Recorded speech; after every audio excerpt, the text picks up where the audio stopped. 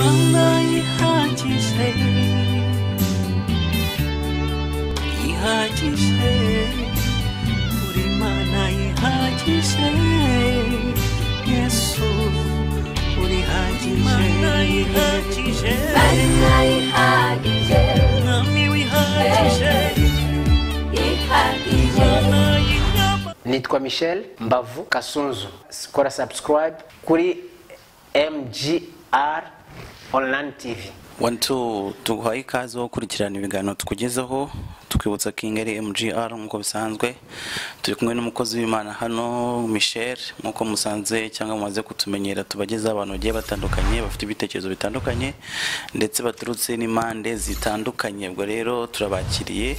Mbere yuko tumuha ikaze, tubanje kugushimira wowe ukurikirana ibiganiro tukugezaho umunsi ku munsi, kandi tukubwira ngo uri umuntu w'umugabo cyane. Kora subscribe rero wowe utarayikora, kandi nako kazogera kari ku ruhande, ukore share ndetse na comment, burya ziba nziza iyo mutubwiye uko mwumva ibintu, biratunyura. Turakwakiriye n'umukozi w'Imana. Murakoze cyane, natwe turabashimiye cyane. Imana yacu bahumugisha cyane kudutumira. Wenda mbere yuko tuganira byinshi, nagira ngo mudusengere Imana kugira ngo twiragize Imana ibintu byose dukora uyu munsi, Imana iduheremo umugisha. Sawa, murakoze. Dusenge. Uwiteka Mana yacu, Mana nziza, turagushimira nyiragukomera, turagushimira nyir'umurimo, turagushimira Mana yaduhamagaye kandi iduhamagara itugiriye icyizere. Turabigushimira Kristo rero ko kugera kwacu ahangaha muri studio ntago bigutunguye, twebwe bishobora kudutungura ariko wowe ntago bigutunguye, ari nacyo gitumye tuvuga ati Mana reka izina ryawe nishimwe kandi shirwe hejuru. Nuko turagutumiye mu kiganiro cyacu cy'uyu munsi kugira ngo uzubane natwe Mwami, kugira ngo tuyobore muri byose mu izina rya Yesu Kristo. Tugusabye ngo uze utubere urumuri Mwami, reka Mwami uze utwigisha ubwenge kandi ibyo twagambiriye kuganira n'abantu bawe mu izina rya Yesu, reka urushe kubibasobanurira. Umwuka wawe wera uri muri muntu wese abashe kubimusobanurira, arusheho kubyumva neza.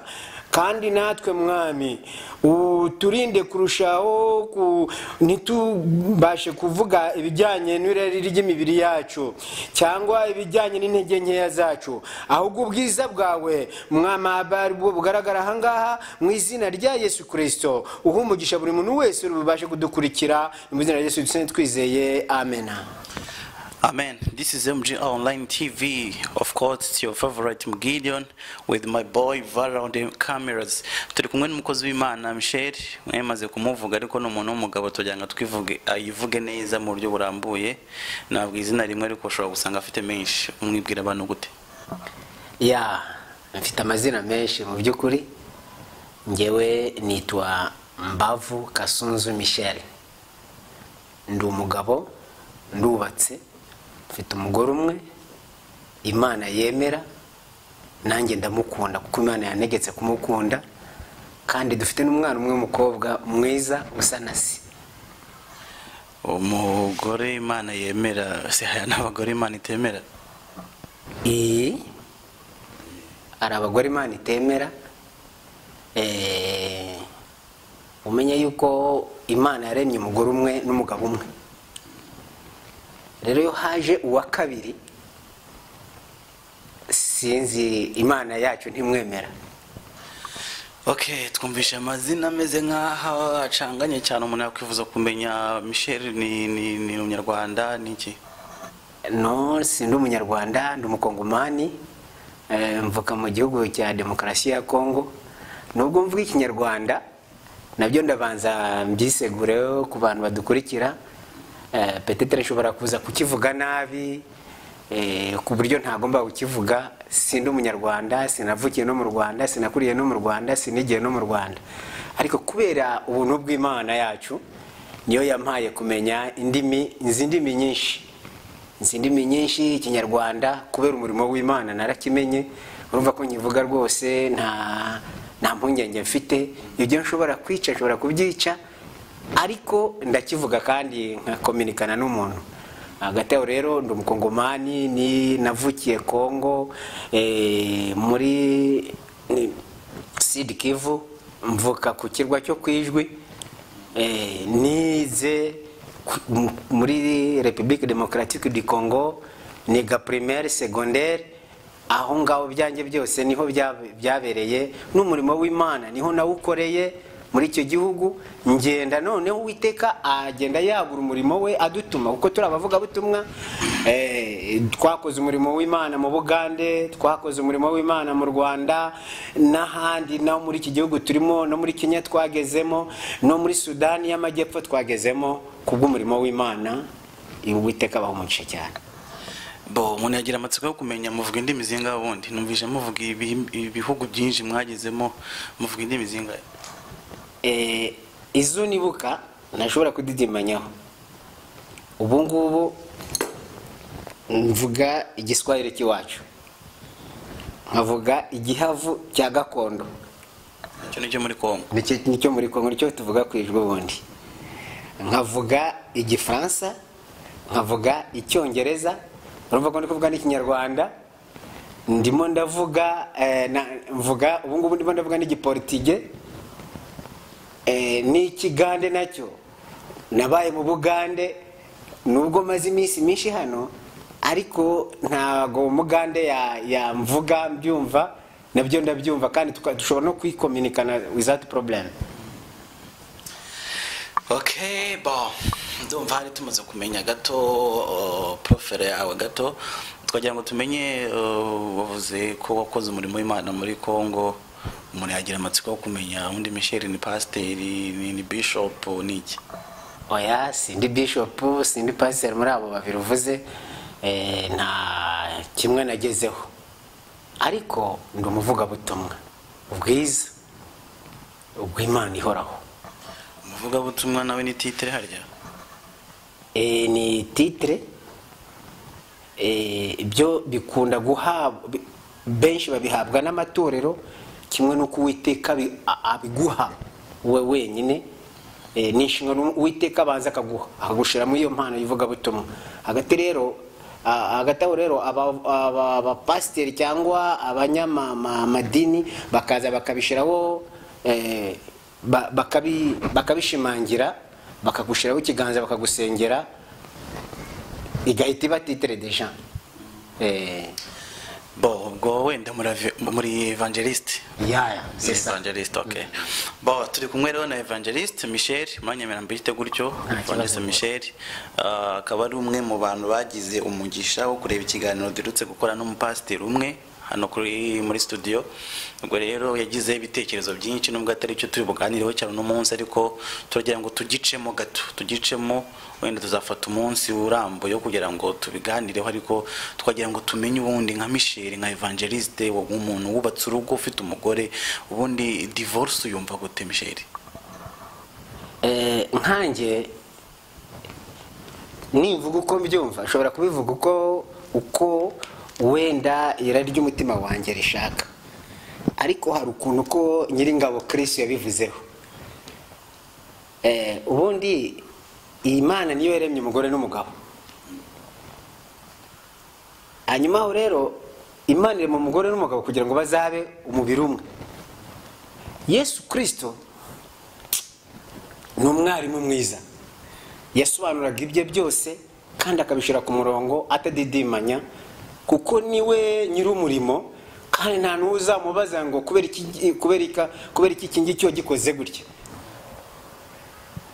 Abafarisayo baramubajije nk'uko mumbajije, baramubaza se Yesu, ibya divorce, umuntu gutandukana n'umugore wewe urabitubwiraho iki? Umuntu yafata umugore akamwirukana, byagenda gute? Yesu yirinze gusubiza atazi ibiri mu mitima yabo, ahubwo yabasubije ati Mose babwiye ngo iki?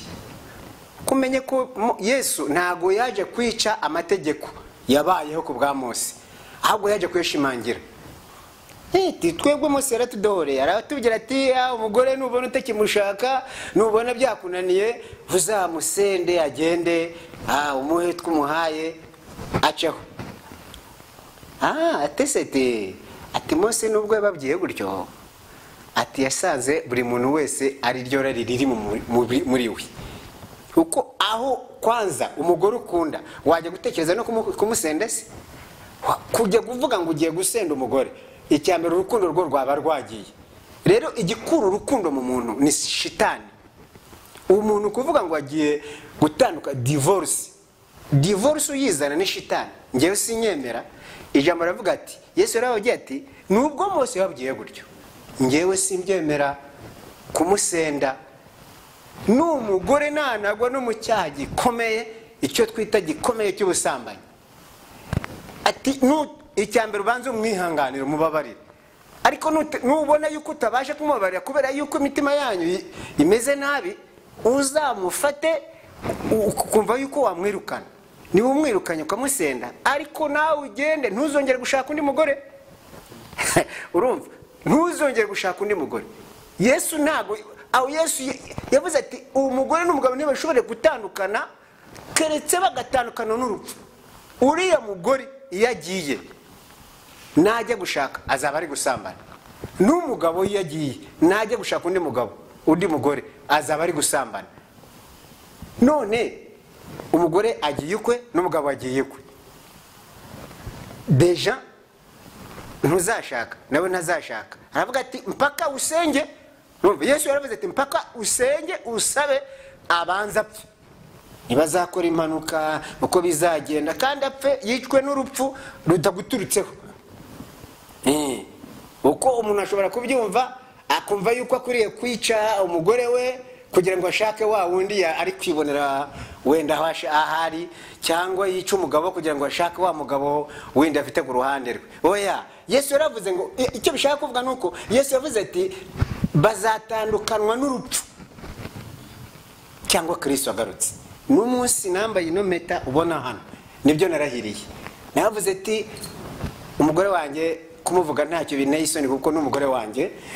Navuze ati Florence, Uwamahoro Florence, uhereye uno munsi nemereye kugukunda no kugutandukanya n'abandi, nzabana nawe akaramata tukazatandukana n'urupfu cyangwa Kristo agarutse. Ubwo tubyaye umwana umwe, nitubyara wa kabiri hari agatambuka umukobwa w'iwacu twiganye. Ziko nari nibeshye disi mpite vuga ati ushaka ukuntu ko nabigenza kandi nshake n'umurongo ushobora kumfasha muri za ntege nke zanjye, abibona babona ati niko bikwiriye, cyangwa ntangire mushinje bibi atazi bitanamubaho. Ikibitera ni irari ryarari Kristo yavuze ngo ni irari ryahoze mu mitima yanyu. Nuko nguko bimeze. Hanyuma se iyo ndahiro utubwiye indahiro, uwo mugore wawe utubwiye cyangwa se umufasha, iyo ndahiro aramutse ayiteshutseho akaba ari uyica, noneho agashaka abandi bagabo ku ruhande, wowe ukabimenya, ubwo kumusenda biremewe cyangwa wowe ntushobora kumusenda ngo ni ukumwizirikaho mpaka? Njyewe umugore wanjye yagishatse abandi bagabo, icyo Kristo antegeka nicyo nakora.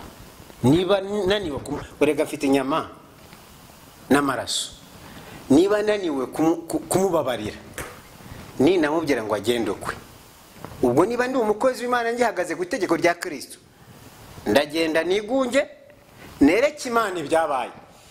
Kuko Imana yacu nimuzajya muvuga ngo Imana ishobora byose, mubivuge ku munwa. Nzago ubuhamya, dufite ubuhamya mu muryango wacu, uno musi w'ubuhamya, ariko mfite ubuhamya bukomeye cyane nzaguha buri vive, ushobora no kuvuga n'uwo muntu waguha ubuhamya bukomeye cyane. Imana nta kinanira grand frère. Aho muzagera hose uzajya uvuga ngo Imana ishobora byose, maze ukagaruka uvuga ati ngo ariko maze kuvuga ngo ishobora byose, iyo ugeze kuri ariko bivuga ngo none ujye kuvuga ibyidashoboye. Oya, ni uriya mugore wanjye Imana yampaye. Kujya muravuga ati ngo umugore mwiza umuhabwa n'Uwiteka, kandi uriya mugore wanjye ngewe namuhawe n'Uwiteka Imana pe. Noneho niba anciye inyuma agakora ibyo ndashaka, nkumva ko inyama n'amaraso binaniye kumwihanganira, ikintu nzakora nimusezerera, nzaguma gutyo, nirinde n'abagore b'abandi kugenda mbakurikirana, nirinde no gukurikirana n'abakobwa ngo ngiye gushaka undi mukobwa, nsenge Imana, niba Imana ibona yuko nkwiriye undi mugore izamusanga hariya imwicire muri rwa rugo. Narangiza gutaha, amaze gutaha ijambo rivuga ati ndabohotse rwose, noneho nzagenda nterete ubushyashya, nindangiza gutereta njye mu rusengero babibone ko nateretse neza biri ku murongo nta kibazo. Ariko ubu ngubu nshobora kumwirukana kubera ko niyo nani yanjye, topic yanjye nibyo nshaka. Hanyuma yo kubishaka umuntu akagenda, aramurangiza kugenda, abantu undi muntu azaza ambwira ati rero ubwo umukozi w'Imana inshingano zitazagucika kubera yuko uri umukozi w'Imana, tambuka hano ndagushingira nzabyirengera. Ariko umuntu agira umugore umwe, dapre ngewe na Bibiliya nkoresha aryo jambo ry'Imana rivuga ati muzatandukana n'urupfu cyangwa Kristo agarutse. Hanyuma se Mishe, ubwo iyo myumvire ahari bitumye ntekereza iyo myumvire iyo mufite, twirinza kukubaza wenda iby'idini naho ukomoka, ariko iyo myumvire mufite cyangwa se iyo miyoborere yanyu ubona hari atari gituma abantu bicana, kavuga ati umugore arananiye, ibyiza reka mumwice murogeshe cyangwa se mugambanire kugira ngo nikureho iyo ngoyi nongeye nishakire undi. Urabona iyo myumvire atari mibi cyane ituma abantu wenda hari bagirana nabi? Nk'ukuntu kubivuze sinabihamya, kuko cyambere abicenye ntago baba mu nzu y'Imana. Ubwo ngaha turi kuvuga ku bantu b'Imana, abantu bakorera Imana, abantu babyumva kimwe n'Imana kandi bakubahiriza n'amategeko y'Imana. Kubera umuntu uwo ari we wese ahabaho azi yuko kwica ari icyaha. Iyo umuntu avuye mu Mana yambaro ikindi irindi zina nashobora ntafite, donc nararigirira icyo ko naryita. Hanyuma rero iyo umuntu avuye mu bumana sinshaka kumuvugaho ibyo ngewe ndi kuvugaho, ndi kuvuga ku muntu ukemera Imana, ukemera Kristo ko yamuyobora kandi utegereje yuko nyuma yo gupfa kwe azajya mu ijuru ryera. Uyu muntu ateganyije kwica mugenzi we biba bivuga yuko deja ntakiri umukristo, ntakiri umuntu, umuntu ubwo ntabwo ugihari. Nuko nguko.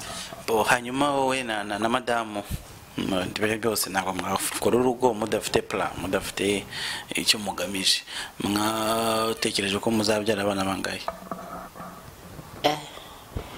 Umbajije iki kibazo nahera nkubwira ko ngewe navutse mwanya wa 8 mu nda ya mama.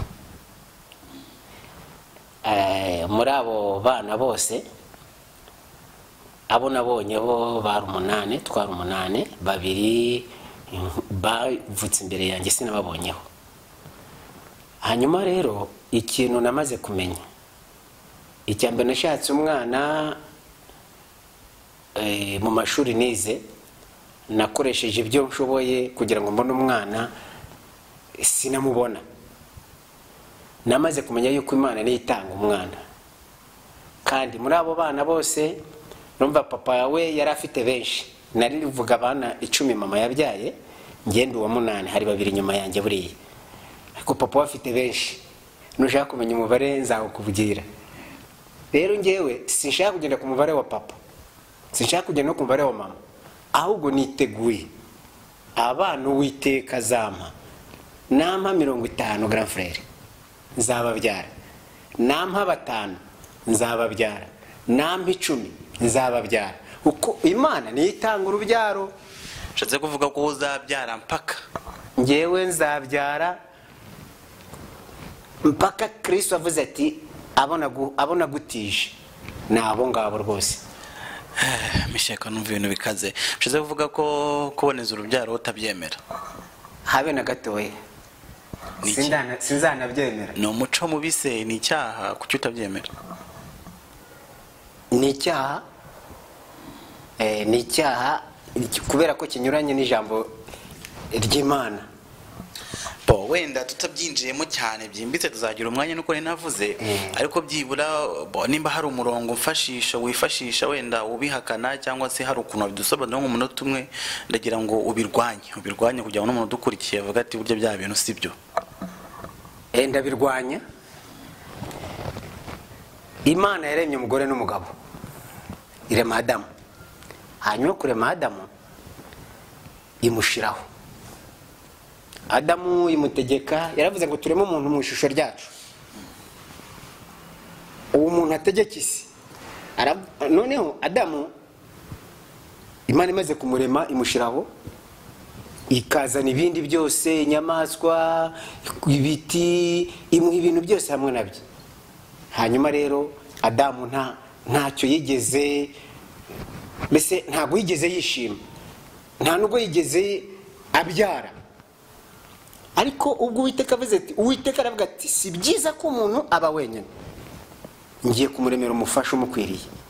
Umunsi Uwiteka yanamuzanye, sinshaka kubinjiramo cyane ariko byose birazwi. Uwiteka akimara kumuvana mu rubavu rwa Adamu, Adamu ngo akanguke gutya areba ku ruhande ati hano hari yindi rema, sinzi uko yayise, ariko ako kanya yahise atangira kwiyumvamo Eva. Imana yo yari iri kwasitinga ibyo yakoze. None nabona ikintu gishyashya kigeze hano, uyu nguyu nakara ko mara yanjye, nakagufa ko magufa yanjye, atuyu ntabwo azajya mu gihuru hariya, ntabwo azajya mu biti, ntabwo azajya mu nyamaswa, azahora ku ruhande rwanjye. Imana iri kubyasistinga, avuga ati kubwibyo azita umugore. Imana imaze kubireba ati amwemeye ko ari umugore, tabijya none ubwo ari umugore, ni iramubwira ati ngaho ni mubyare mororoke. Nubwo ntazi Kinyarwanda ariko ndumva ko ijambo rivuga ati ni mubyare mororoke. Iryo jambo kubyara kororoka, ubushize ababivuzeho bafite uko babivuzeho, ariko ntabwo njya ndimita ijambo ry'Imana kuko ryabayeho ntarabaho, rinanyuranye n'ubukene naba mfite ngewe cyangwa nuko naba meze. Uwiteka ni utanga abana. Imana igenda gutya iha Adamu urubyaro rwa mbere, imuha Kayini na Abeli. Niyo yabatanze Kayini nande na Abeli, hamwe n'abandi b'abakobwa itavuze. Ariko hagati aho urubyaro rurahagarara. Urubyaro ruza kuri gahunda y'Imana, rukanahagarara kuri gahunda y'Imana. Ijambo rivuga ati ngo nyuma Kayini amaze kwica Abeli, nibwo Eva yongeye kubyara umwana bamwita Seti. Utarakomeza se ni iki kikwemeza ko urubyaro rwahagaze cyangwa atari babishatse ko ruhagarara? Ni iki kinyemeza ko aribo icyo gihe bayoborwaga n'Imana, kandi abo ngabo nta ibingibi ya amaterambere yacu byo mwita amaterambere, ngewe sinyita amaterambere, na amateranyuma. Iryo terambere ingiri ririho ntabwo ryari rihari, ahubwo buri muntu yara nawe ubwawe mu myaka, nubwo ntazi imyaka yawe, ariko nzi ko ababyeyi bakubyaye bashobora kuba barakubyaye bataramenya ukuntu ko ibyo sinzi ko muri kubyita mu Kinyarwanda ngo kuboneza urubyaro cyangwa se kuringaniza urubyaro. Uko byumva twebwe mu Giswahili babita kupanga uzazi. Ibyo ngibyo ntago byahozeho, ntago ni ibintu byije a partir ya 2000, a partir ya 2000 cyangwa 1990 combien aho ngaho gutyo. Kuko ndibuka ko twebwe nge navutse, ubundi navutse nabyo ni byiza ko mbikubyera, navutse muri 1980, umwaka wa 1980 niwo mwaka navutsemo. Uko nagiye nkura ndeba kandi ntago nugire ngo nakubye ngo ndo kwijwe nakuriye mu cyaro, boya nge nakuriye mu mugi, kandi imigi yombi nabaye Goma, Bukavu, ndo umwana mutoya nkomerezaho. ariko ibingibi byo kuboneza urubyaro bitangiye ejo bundi turi kubireba, batangira no kubitangamo za formation. Nk'ukuntu ko ku ishuri tukimara kwiga muri peda baduhaye iyindi kuru nshyashya bita pedagogie active participative, yigisha abana gusangira, kugabana buri kimwe cyose.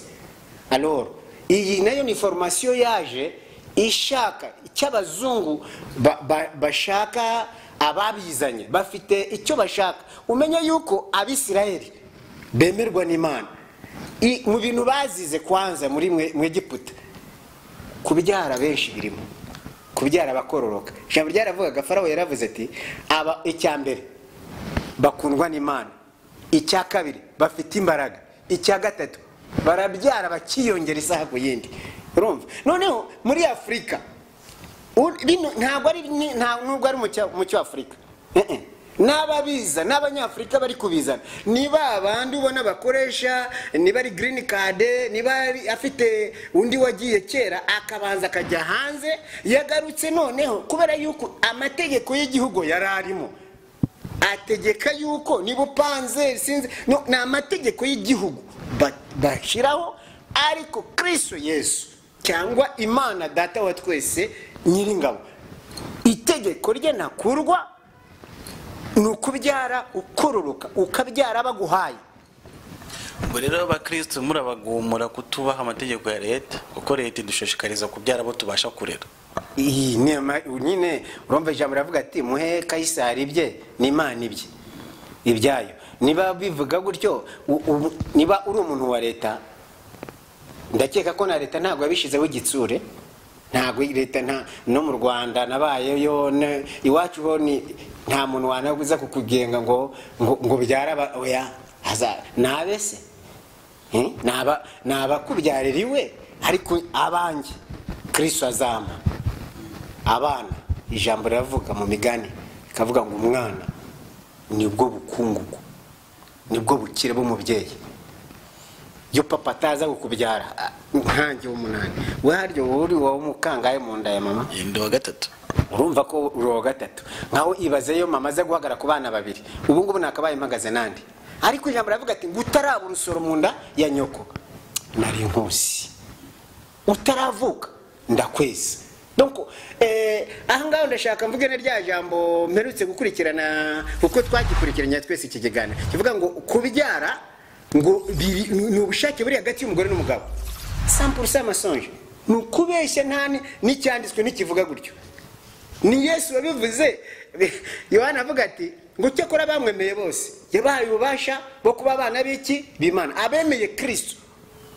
Kuko Kristo we abyara abantu mu buryo bw'umwuka no mubiri. None aravuga ati ngo abangaba mubona ntago babyawe ku mugore no ku mugabo, ahubwo babyawe mu buryo mu buryo bw'umwuka wera. None undi we ahite ahindura avuge yuko kubyara bituruka ku mugore no ku mugabo. None se abatabyara bo nta bushake bafite bwo kubyara? Bo ikibazo reka tugiharire badukurikiye. Ndagira ngo wenda mbahe nk'amasegonda 30 muri kamera mugire ubutumwa mugenera abantu dukurikiye, ariko by'umwihariko kuboneza urubyaro, kuko hari ikiganiro cyatambutse ubushize, hari ubyemeye cyangwa nabyemere, ariko nagira ngo bagenere ubutumwa by'umwihariko kuboneza urubyaro. Ubutumwa nabagenera ni bumwe, nuko Bibiliya yacu ijambo ry'Imana no kuva twanatangira twanakizwa no mu ngiye buriya ngendo n'umuyobozi w'amasengesho, iyi Imana inyeretseho rakuyemo inda ingusubirizayo ku muryango, ntago byemewe. Mwirinde niba mushaka kubaho mukazanabaho nyuma y'urupfu. Abankurikiye bose, kuboneza urubyaro ni imikorere ya Satani, ntago ari imikorere y'Imana habe na gatoya, kuko Bibiliya ntibyemera. Ijambo ry'Imana ntaho ribyemera habe na ni ijambo na rimwe kuva mu byahishuwe kugera mu byahishuwe, kuva mu itangira kugera mu byahishuwe, nta nahamwe ushobora kubona ijambo rivuga ngo mubyara bo mushobora kurera. Nubundi si washobora bangaye? Nta numwe. Nuriya mukobwa wanjye afite ibyo mfite na gakondo papa yamaye, ntabwo ushobora kumurera. ariko Uwiteka yaguhaye umwana aguha n'indezo. Murakoze cyane. ubwo ni ubutumwa bwa Evangeliste Michel ari kugenera wowe ukurikiranye iki kiganiro. Icyawe ni ugushishoza ukareba ari kuvuga n'ibyo wumvise ugakuramo ibizima, ibitari bizima ukabibika igihe bitakugirira akamaro uyu munsi ariko bikazakagira ejo. Ngo rero nimba ari inyunganizi ufite cyangwa ari icyo ushaka kutubwira ni ukumanuka hepfo gato muri comment section ukagira icyo utubwira kubw'umukozi w'Imana turi kumwe Michel Evangeliste. Hanyuma Michel watubwiye ko uri umukongomani, ndagira ngo cyangwa twenda tukire tugiharira abasomyi. Muri Kongo mugira amatorero angahe ya Pentecote? Ngewe nzi Sepake, hari irindi torero rihari rya Pentecote? Ya, hari Sebeka. Ubu Sebeka nabavuye muri Sepake nabo bagenda bagira irindi rya Sebeka. Nabo ni Pentecote. Nayo ni Pentecote. Ni menshi cyane. Hari noneho ubwo ndimo ndakubwira ama community, sindi kubwira ama église de réveil. Hari iyo ngiyo ya Sebeka, hari za Aseka, noneho hakaba n'amareveil menshi ntari no kwibuka keretse ubutaha namaze gukora recherche uko yose amenshi nayagezemo mvuga n'ubutumwa. Kuko twebwe iyo umuntu agutumiye uragenda ukavuga ubutumwa ko Imana yaguhaye, ariko ni menshi cyane, menshi ameze ni menshi kurusha n'ibihumbi. Hanyuma wabarizwaga muri he? Ngiye nabarizwaga muri Sepake, nabatirijwe muri Sepake. Noneho reka tuve muri Kongo, ubwo nagira ngo tubigereranye twinjire hano turi kubarizwa muri no minsi muri Maputo. Muri Maputo uzi wenda umubare w'amatorero ari muri Maputo gusa mu mujyi wa Maputo ya Pentecote? Ntayo nzi, ntago nzi umubare, ariko ayo mbasha kumenya ayo nabashije kumenya na ya bene wacu impunzi zituruka mu Rwanda, kuko na n'ubu sindagira amahirwe yo kugera mu itorero ry'abakongomani. Mba ndishaka ngo menye aho ryaba riri, sindagira ubwo buntu bwo kumenya ahantu riri, ariko numva ko ririho, ariko sindagera ahantu riri, sinzi n'akarere ririmo, ariko numva bamwe nabo bambwira yuko rihari. Ariko hano nzi amatorero, nzi itorero rikuru ryacu ry'impunzi hano, nzi itorero rya Casablanca, nzi Mashava, nzi Magwanine, nzi hari rindi riri nani riri hariya Liberdad, hariya Liberdad, hari n'iriri hano niba ari Centro, hari n'irindi, mbese ni menshi. Abiri ari Tetreje, atatu ari Tetreje ya bene wacu bose ku muhanda umwe mu karere kamwe. N'irindi riri Zimpeto, n'irindi riri Shopari, ubwo ndimo ndavuga y'abarundi n'ay'abakongoma n'ay'abanyarwanda. Irindi riri Mashazine, nayo ngayo niyo nzi. Ayo n'amatorero yo kuvuga cyane amaduka. Umbo d'après ibimeze gutyo, d'après ubifata uko ushaka, ariko ngenda nta nubwo ari amatorero n'amadini, ntago ari amatorero n'amadini. Ese ubundi itorero n'idini bitandukaniye wa mugani? Itorero n'idini, itorero ni umugeni wa Kristo, ni umuntu ku giti cye wakiriye Kristo kuba umwami n'umukiza we, akaba ategereje impanda ya Kristo ko izarira, Kristo akaza akamutwara nkuko yabisezeranye nawe. Aravuga ngo mu rugo kwa data hari amazu menshi, yabatari byo nari kubabwira, ati ngiye kubategurira ahanyu, nzagaruka nze kubafata.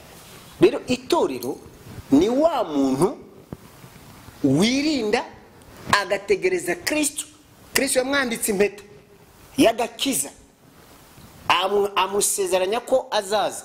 Noneho nawe yitondera amategeko ya Kristo, arimo bya bindi twavuze tuvuga kutaringaniza urubyaro, arimo bya bindi twavuze tuvuga kutakora divorce, arimo bya bindi twavuze tuvuga, cyangwa ntabivuze guharanira kubana na buri muntu wese amahoro.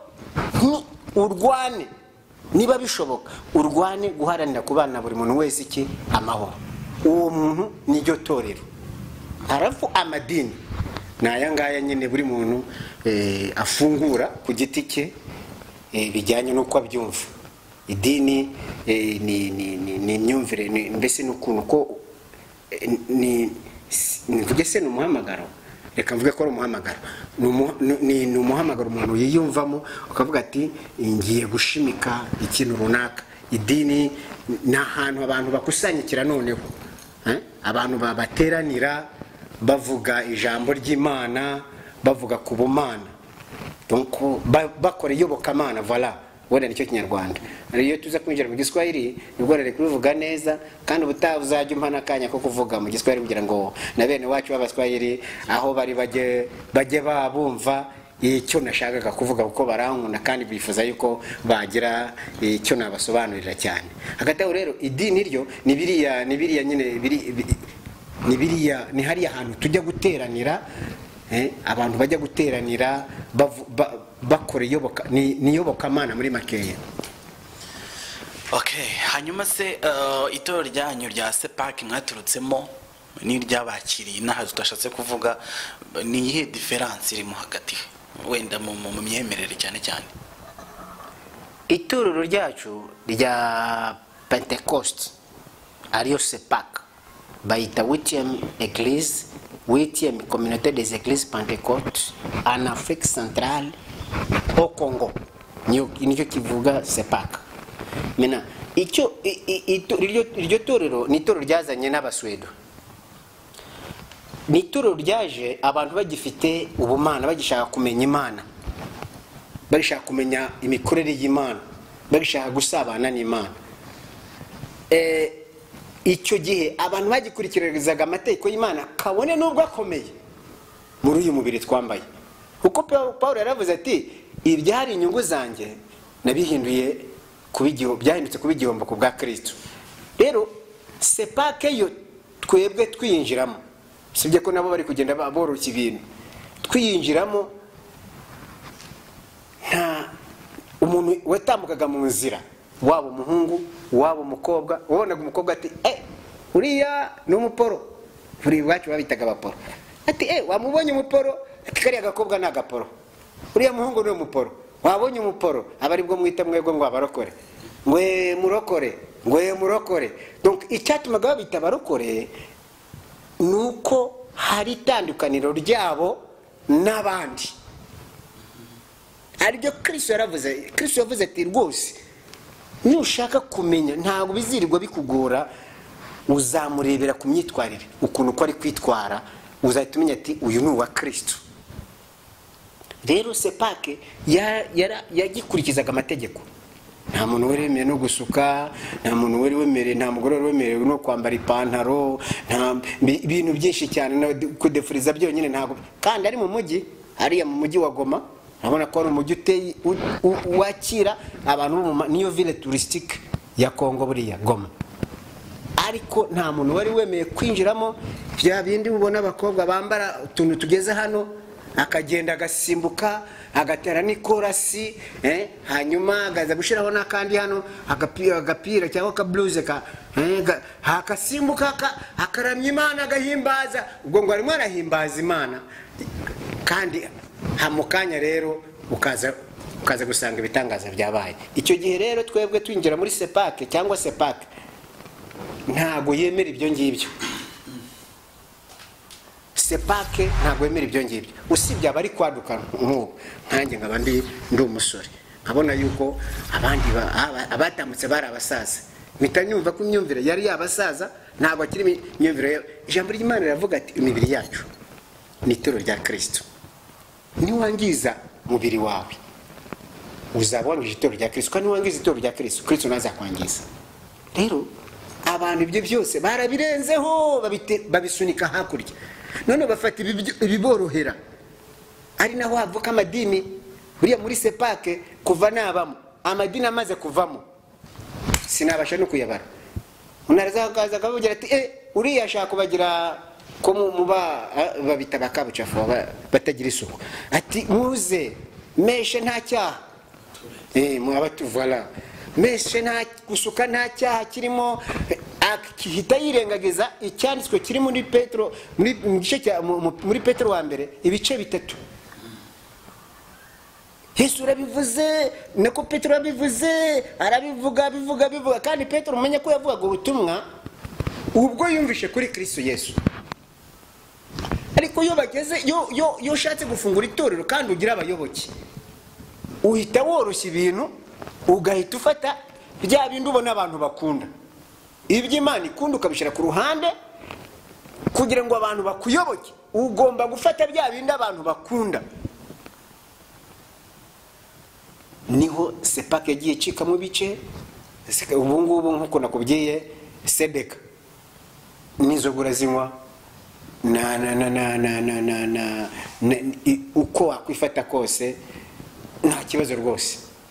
Sepake rero yo igenda ikomeza inoze. None nkingera ahangaha ibyo nabonye nasanze byo wapi, sanze byo rwose ewa niba nayita recreation niba nayita sinzi nubwi bese abantu babaye ibyigenge mu muka baribohoye abantu baribohoye buri muntu wese akora ibyo ashaka kandi ijambo ravuga ati Yesu aravuze ngo urabikora ukibwira ko ndi umuntu nkabo. Niho abantu bahera bavuga ngo rega Yesu nawe ni umuntu niyo kujya kwesa ari umuntu rega ngo urabona ngo Imana nayo irabizi ibi iziki ibyizi yarabyanditse ibyo yategetse yararangije nta nubwo ishobora kwisubiraho kuko ntabwo ujya yicuza ahubwo yaravuze ati inzira igiye mu ijuru irafunganye kandi abenyuramo ni bakeya. Rero iyo ushatse kujya mu nzira nini urumva ushaka bigufasha kandi abantu benshi bakunze kujya hahandi hari mbese hari kuri top hahandi ibintu byoroshye umuntu yigirayo. Hari ijambo bajya bavuga ngo umwenda wahera ngo watabutsemo kabiri ngo abantu bose bigirayo none akari dekoritika donc no umwenda wahera waratabutsemo kabiri abantu bose bigira niyindi sije ushobora umuntu nabona akanya cyangwa nuduha umwanya tuzongera tubivuge ko intego yacu nukongera kugarura ubumana mu muntu nokajya agenda asa n'Imana. Ijambo ryaravuze ngo turimo umuntu mu ishusho ryacu. Ubu sindi uko surebana ubwo turi kuvuga hano suzi se amatorero ashingira nibatari hano muri iki gihugu ari mu bindi bihugu ashingira umugore n'umugore umugabo n'umugabo kandi abibera hehe mu idini ibyo bita amatorero rwose bo nibyo bita amatorero. Hanyuma bishe ko ari umuntu mu kanya uri bwandike muri comment mbizi neza ari bugusubiza akakubwira ngo agakiza kaba mu mutima ntabwo kaba hanze uramubwira ngo iki? Nange ndabubwira ati anyereke umutima ndamusubiza ngo anyereke umutima. Ubundi Yesu yavuze ngo turemo umuntu mu ishusho ryacu. Ijambo ravuga ngo akari ku mutima gasesekara ku mubiri. Umuntu ntago ubundi se grand frère ndakubaza ngaho ukora ku mutima timaze wakura barimo imbere voilà urimo imbere kandi umutima ni ikintu kiri concret kiri abstrait. Ikintu kiri abstrait ni ikintu udashobora gukoraho udashobora kurebesha amaso kandi twebwe ijambo ryaravuze Yesu yaravuze ati ni ushaka kumbona uzarebe mugenzi wawe kwanza uri ku ruhande rwawe. Ntabwo wakunda n'Imana utari gukunda ki mugenzi wawe. N'Imana ukubunyite umukozi w'Imana none se kucyuti kubera icyo utajya gufata buri muntu wese ku muhanda. Ariko nuko nubwo bimeze ko aribwo kose uzi ko hari amakuru ufite ko ndi umukozi w'Imana cyangwa hari ahantu wabonye mvuga Imana. Ibyo umuntu avuga n'ibyo umuntu akora bituma bamwita izina. Abantu banyita mutumishi abandi bakanyita pasiteri noneho najya gukora ibitandukanye na pasiteri bakabura izina banyita. Hanyuma se wenda tujya ngo tunakivireho rimwe ubwo nabuze ukuntu ndi bugitwaremo neza kuko nzi ko abinshi batari bubyemere rwose. Ni uvuga ngo kugira ngo umuntu yitwa umukozi w'Imana cyangwa se wa muntu ureba ukamubona n'ishusho y'Imana yakagombye kuba byura ameze gute? Ndagira ngo duhe nk'ishusho y'umuntu uhereye ku mutwe ugeze hasi ku birenge. Ndabikubwira nihereyeho. oya reka turebe ku gitsina gore. Tujye ku gitsina gore. Abagabo twe ntabwo tugoye. Ikibazo nuko nasize umugore wanjye. Mfite umugore mwiza Imana yampaye ujyanye n'ubutumwa mvuga. Ariya ngo yitwa nde? Yitwa Amani Florencia, ubundi yitwaga Uwamahoro Florencia. Kubera ko yabaye umukongomani kuko ndi umukongomani, Uwamahoro Florencia narihinduye mu Kiswahili nyita Amani Florencia. Amani Florencia turamusuhuje rero, nawe ndizera ko akurikiranye iki kiganiro. Tujya ngo n'utubwire uko umudamu wateye ku buryo wamuriye ukavuga turiye koko ni umuporo cyangwa se ni umurokore. Ubundi njya kumurambagiza nibyo nahereyeho, ko nakubwiye ati ngiye nashatse umugore nkuze, nafite imyaka 38. Kandi muri iyo myaka 38 narambagije abakobwa benshi, ariko nari ntarabona umukobwa umeze kimwe n'ubutumwa bwiza mvuga, ku buryo azamfasha, ku buryo ninza ngasange iwawe bimeze uko utazavuga ati umugore wawe we ninkubwira ati ubutumwa bwiza buvuga gutya umugire ngo uhera ku mugore wawe. None umugore Imana yampaye ijambo ry'Imana, duhere ku mutwe tugere ku maguru. Ndavuga ngo unyemere nse nk'ubivuga mu Kiswahili, vuga ngo kujipamba kwenu, kwitaka kwanyu kusio kujipamba kwa kusuka nywele, ndikuzabe kwitaka ko kuboha imisatsi. Ko ndimo ndavuga Igiswahili ko nicyo mpita nishikiraho cyane. Ariko ijambo ry'Imana rikavuga ngo umugore ntakuriye guca iki imisatsi, kogosha imisatsi. Umugore afite umusatsi mwiza nkunda utawogosha, kubera ko Bibiliya ntimwemera kogosha umusatsi. Kandi umugore afite umusatsi atigeze asuka, we ubwe namusanze akibeshya agasuka kwa kunda abandi yabigeragejaga, umutwe waramuryaga bikamurangirira. Kandi amugutuye ni umugore mwiza, umunsi wamubonye afite umusatsi mwiza, kuko Imana yabonaga yuko nkunda umusatsi w'umugore, kandi n'Imana yemera umusatsi w'umugore kuko umugore ntakuriye kogosha. Ikindi cya kabiri, uretse gato hanyuma se urukigero cyo kogosha ni ikihe? Navuga ngo kuva yavuka ntarogosha cyangwa wenda no kugabanya cyangwa no guharangura byose? Kogosha umusatsi w'umugore, donc suraba nkanjye hano,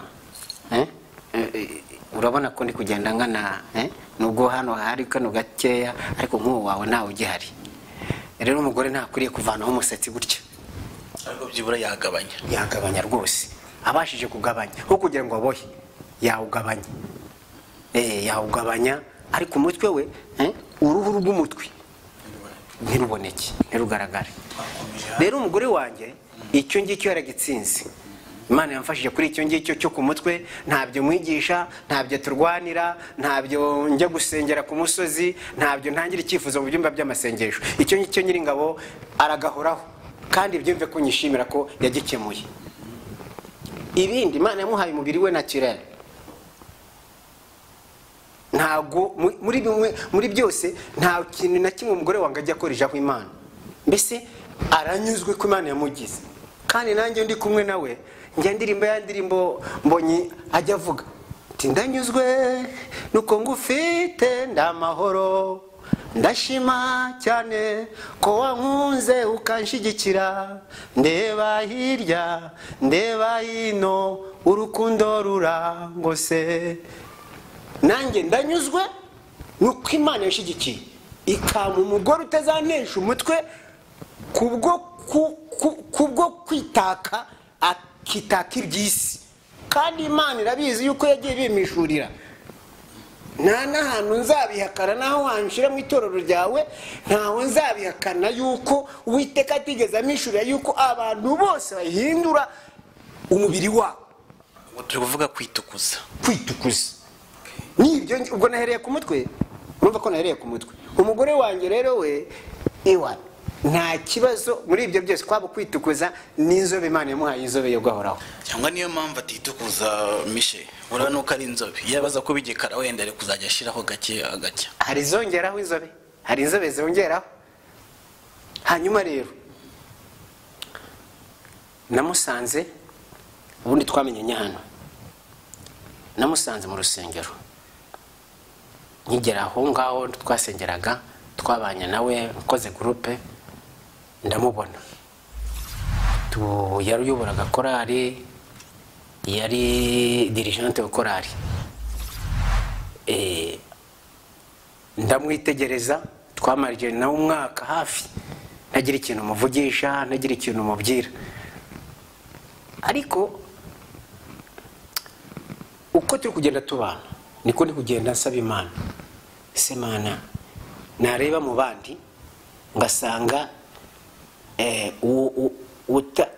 utitukuje akubitaho meshe z'ibihumbi ntazi, utazikubitaho donc bya bindi byose mbese umwe akagera muri bitatu biriho.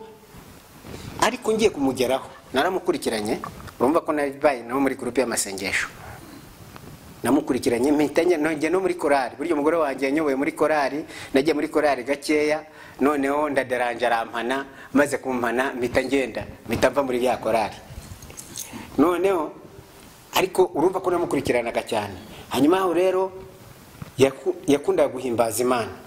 Yahimbazaga Imana, nahitaga mbona umuhamagaro wanjye wo guhimbaza Imana no kuvuga ubutumwa, nkavuga ati umunsi nahagurutse neza nkajya kuvuga ubutumwa, umugore wanjye agahimbaza Imana, nkahaguruka nkavuga ubutumwa.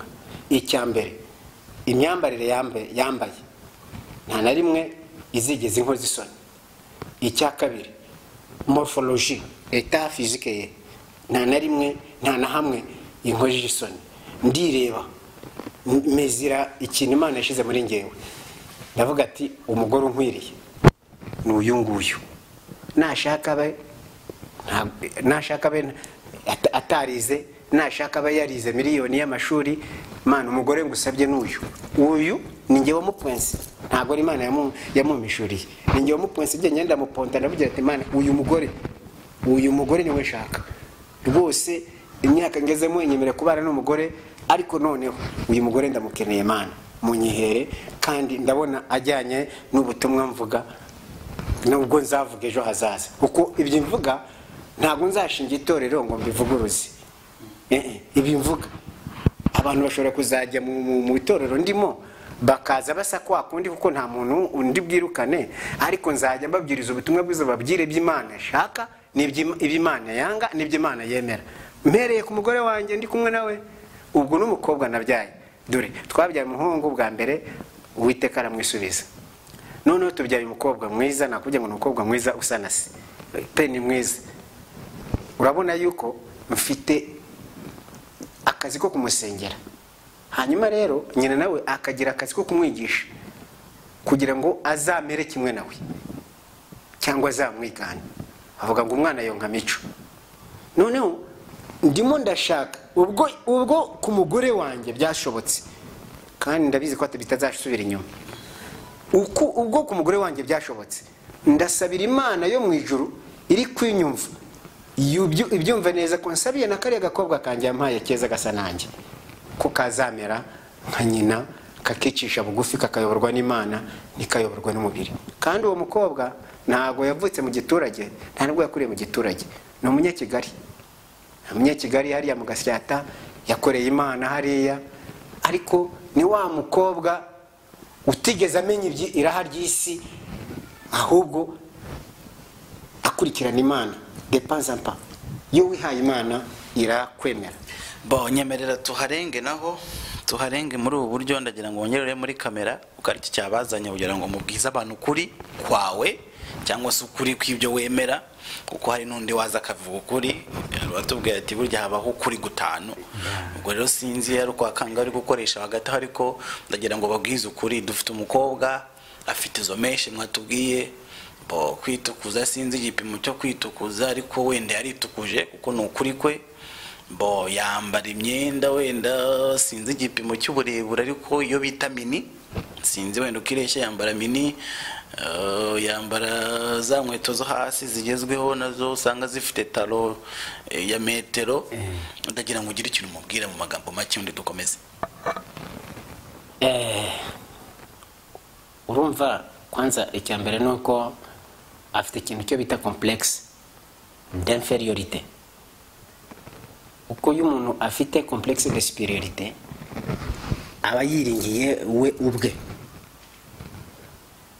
kuba yambara mini. Icyambere nuko abona yuko cyangwa kuba yitukuza nuko abona yuko ari mubi, Imana yamuremye kuba mubi.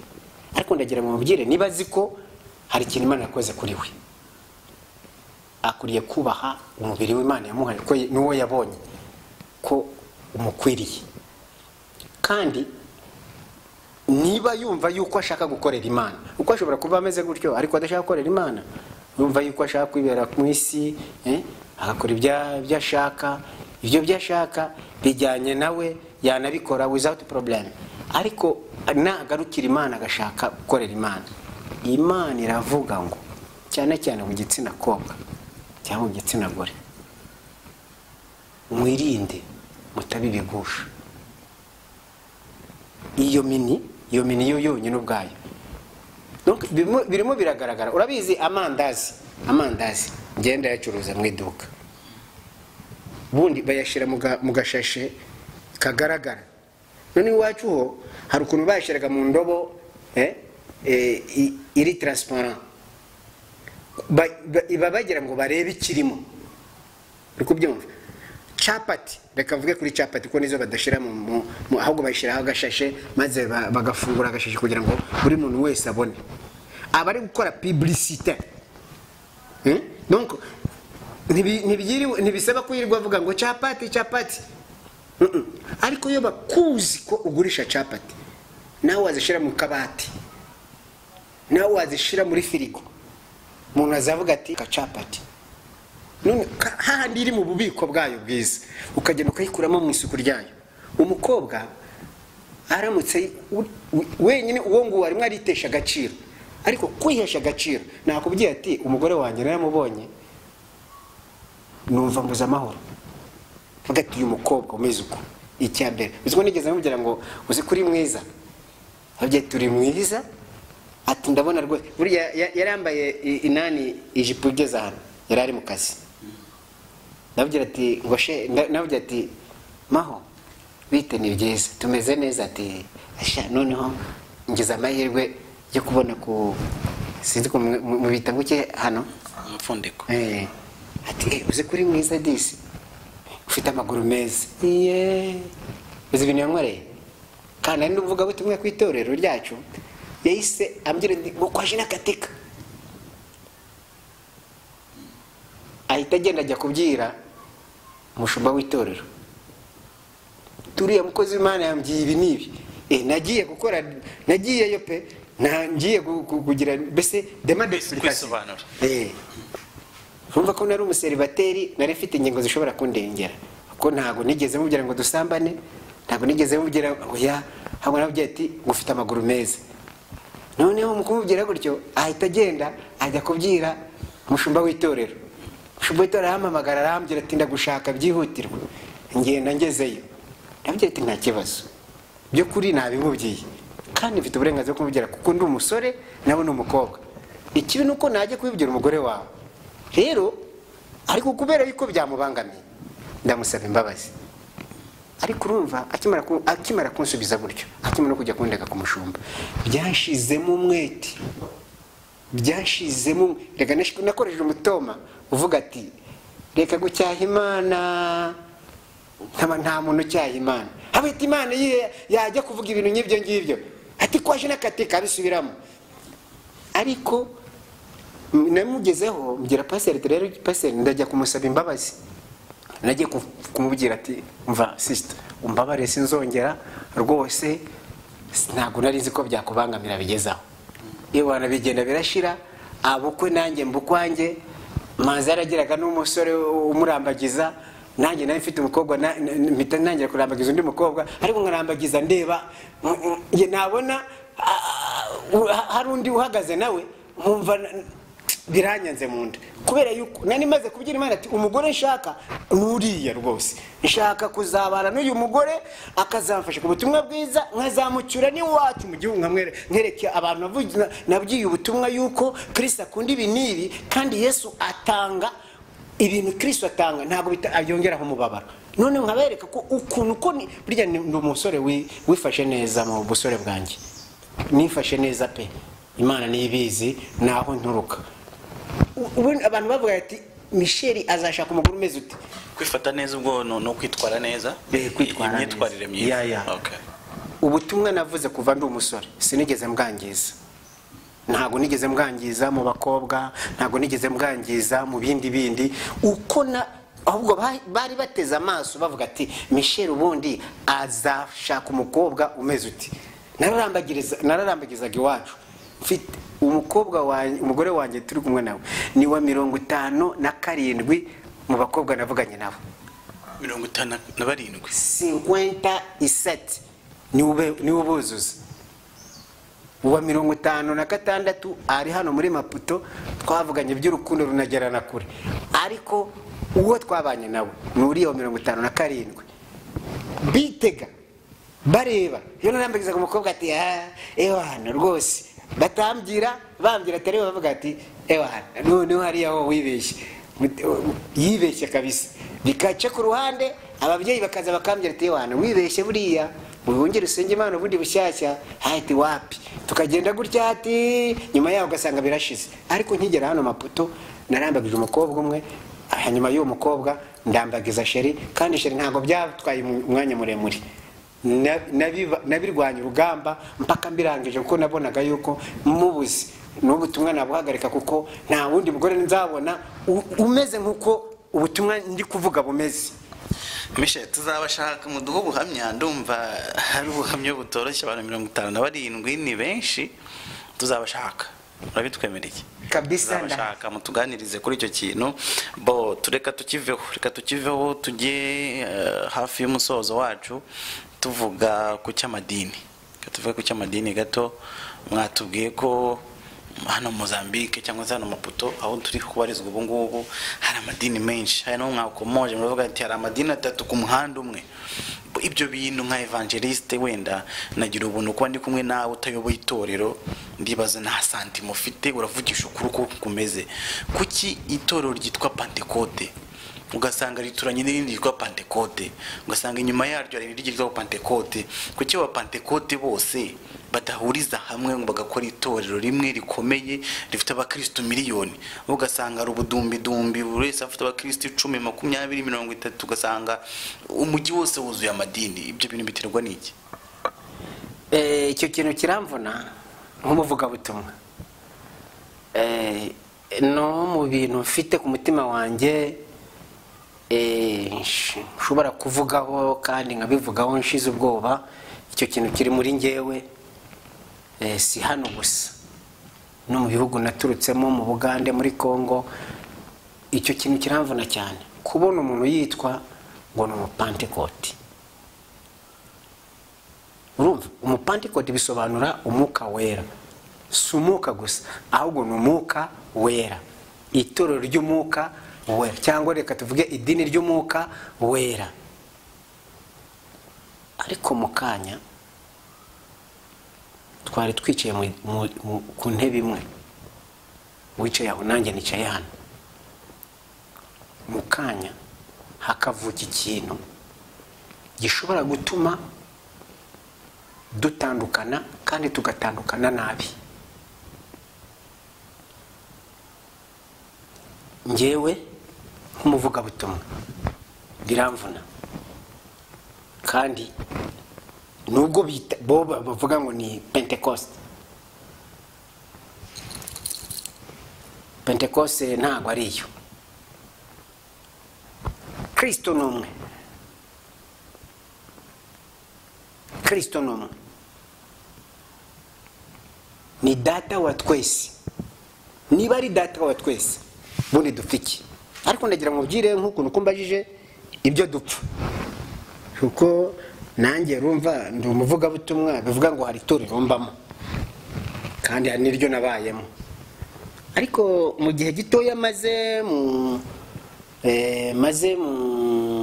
kubera ko ngewe imyaka mfite ingana n'imyaka yanjye y'agakiza ijya kungana pe ko nta bindi nigeze njyamo imirimo y'Imana niyo nakoraga donc uhereye muri Ecodim kugeza aho ngeze ubu nzaguhamya uzabyumva kandi uzajya ureba na komenti z'abantu iyo nturuka kuko hari abumva ikinyarwanda bazagenda bakomentinga bakubwira Michel wariwe alafu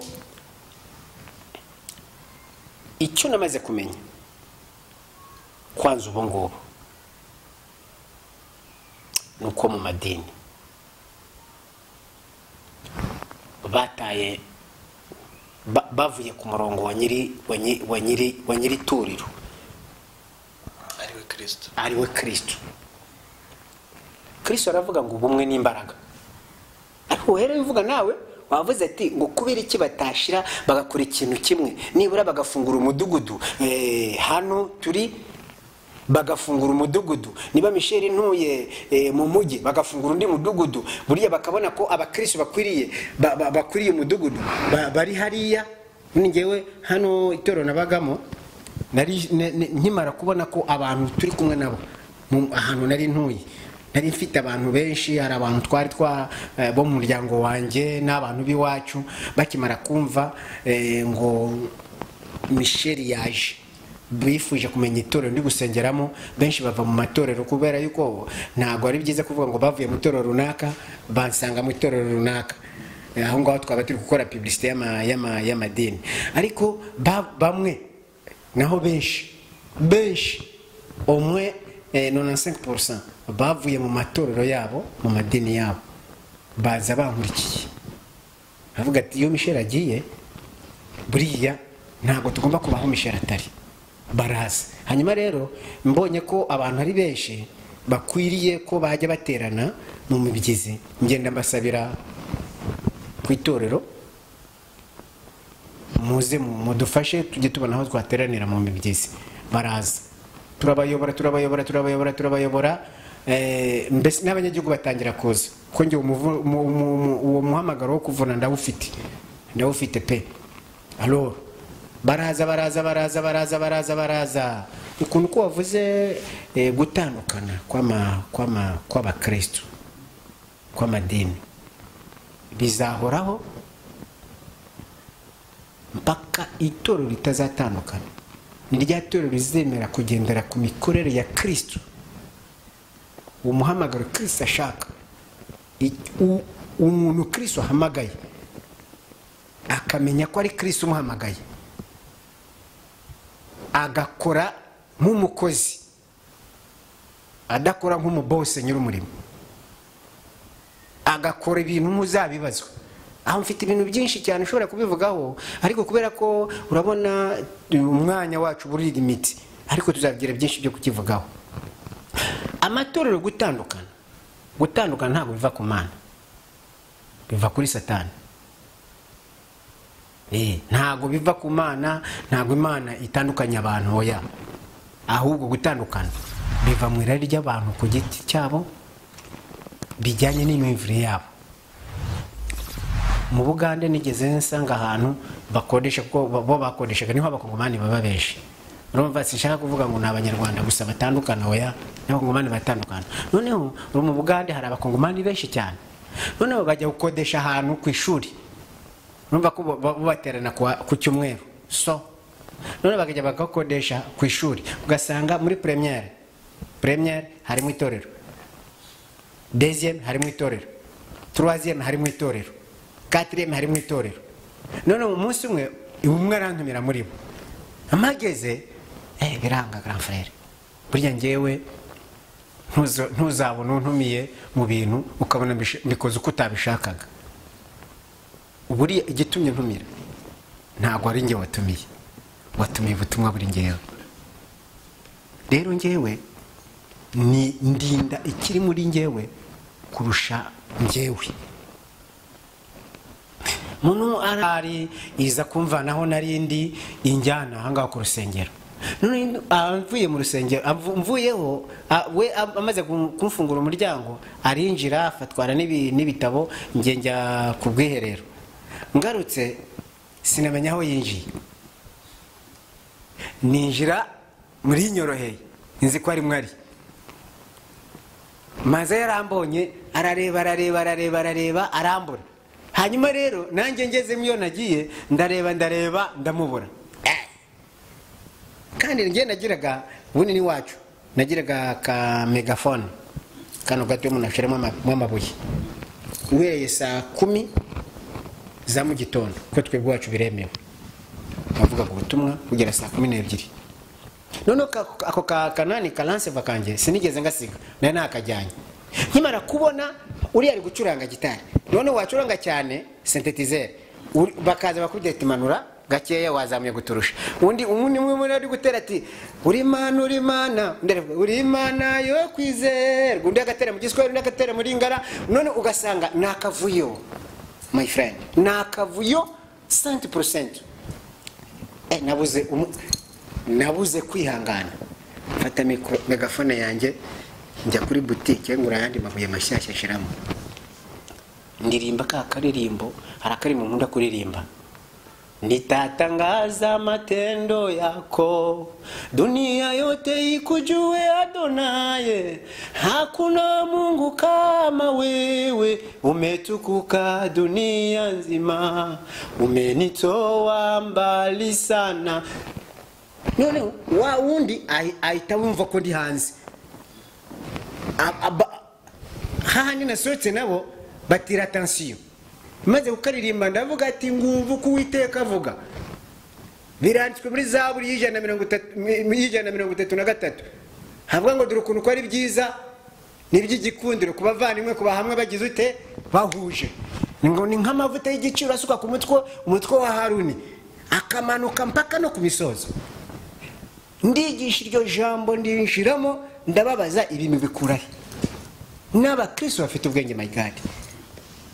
Tenabize ikimbabaza n'abakristo bize akanuzuzwa akajya mu muka ari kureba ibintu nk'ibyo ngibyo rwose.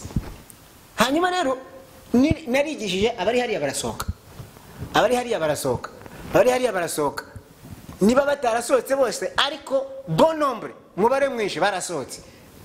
Igiterane kiva nk'ikibereye hanze ndigisha kuri megafone ewana ngeyo ndi kwigisha Imana imbaraga n'ishati iratuta directement abantu bakira ubutumwa bwiza n'abantu barihana.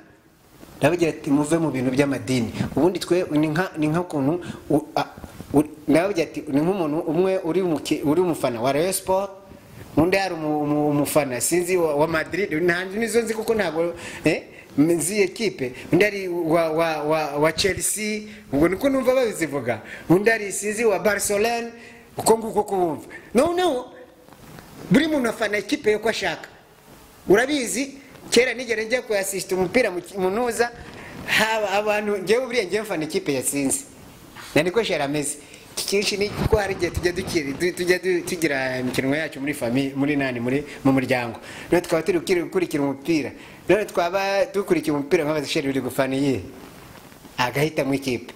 None yabona ikipe ya yindi yarari gufana itsinzwe ahita agaruka akavuga ati wapi ngende wiyi ikipe. Urumva mbese dufana ikipe ya itsinze. None ikipe imwe itsinze igitego ndavuga ngo umushiti wanjye uri ku ruhande. Ubu nene jyana n'umukobwa undi twakundanaga twavuye tutavuga rumwe yarakaye n'undi yanteye ibuye ntiryamfata ariko yari inteye umufana we yayindi kipe kandi ngewe nta kipe mfana ndi gufana kipe yagize ite yatsinze igitego. Noneho amatorero cyo twebwe turi kwita amatorero ubungubu uko niko bayita, ariko ngewe ubundi nyita amadini. Ubundi dini ni ishyaka, ni association. N'ubu bijyana muri politiki urashanga ari ishyaka. donc ni ishyaka nk'uko nuko iwacu hari imitwe myinshi, hari M23, hari MLC, hari RCD, hari donc imitwe myinshi. None nuko nguko amadini ameze, buri muntu noneho yamamaza ibya perezida w'icyama ibyo azakora, ariko Kristo Yesu icyo turi kwamamaza nuko uzataha mu ijuru tugazahabwa ubugingo bugira ute buhoraho. Abantu baharanira ubugingo buhoraho ntibarwanira iby'isi.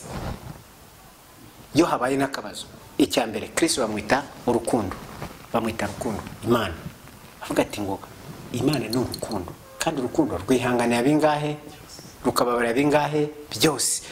Donc urukundo ntabwo rushaka inyungu zarwo, ariko cya mbere kigira soko nuvuga butumwa.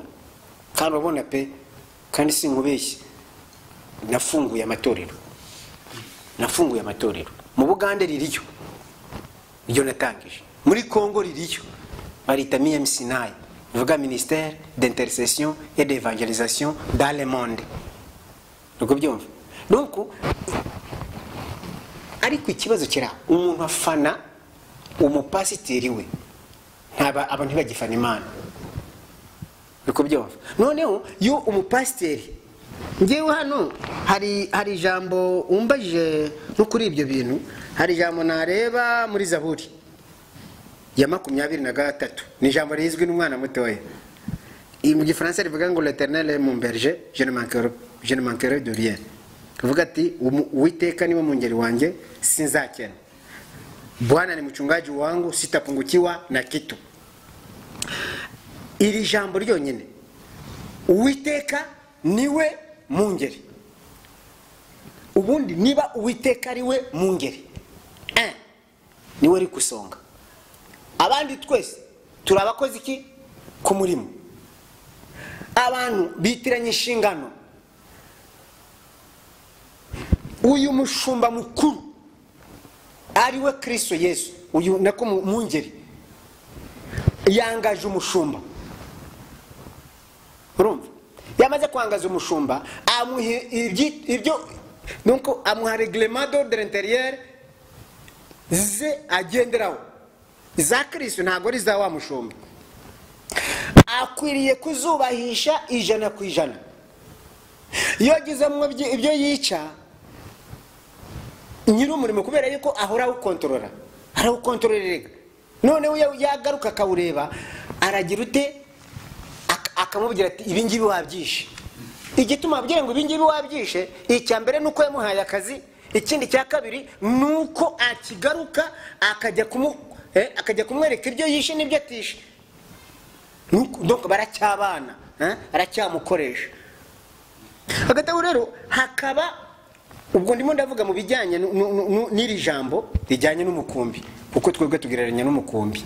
Noneho hakaba nundi muri umwungeri yangaje umushumba, akangaje veterinaire, akangaje na wa wundi ushinzwe gukontorora inka kuntu ko ziri kugenda, hataza kugira hari inyoni zijya zinywa amaraso y'inka, zikaba ziri kunywa amaraso y'inka, zigahagarara ku nka zikakurura amaraso, ukazabona inka iri kugenda iri kunanuka. No hari nundi nawe ubuzishinzwe, umushumba we arimo arareba icyo ashinzwe, nukureba ngo ubwatsi buri ahantu runaka, nukureba ngo uno munsi ndaziha imitumba, uno munsi ndaziha urubingo, uno munsi zimaze iminsi ntago zijya gushoka, uno munsi nicyo umushumba ashinzwe, kuko nibyo umwungeri yamubwiye aba ari byo ashinzwe. Noneho yasanga hari imwe yarwaye inenge, ahita yirukira ku mwungeri, akabwira ati umwungeri turabizi ati narwajije inka, iyi yarwaye rero ni kanaka, sinzi ukuntu uko turi buyivura. Abujya ati ceceka we, ibyo ngibyo bindekere. Ahita kuko we ni wuzi umuti w'inkazi, ahita hamagara veterinaire, genda nguru uyu muti bita kwihana, umuti bita guca bugufi, umuti bita kubabarira, umuti bita kwicuza, genda ufate ujye kuwenjecta umutungo ryanjye runaka. Uwo nguwo veterinaire mu itorero ni umwuka wera. Nta kintu na kimwe umushumba yanyemeza njye Michel. nabyemera nona turi kumwe nawe mu itorero nagera mu rugo cyangwa natambuka gatoya bikahita birangira ahadari ariko Umwuka Wera yari kumwe nanjye anyemeza nibyo umushumba atavuze. Hagati aho rero umushumba iyo amaze kureba urabona yuko ari kumwe n'umungeri amaze kumenya isekre ukuntu ku bintu bimeze atangira kwirata akabona yuko hari ibintu ashoboye amaze kugira experience y'akazi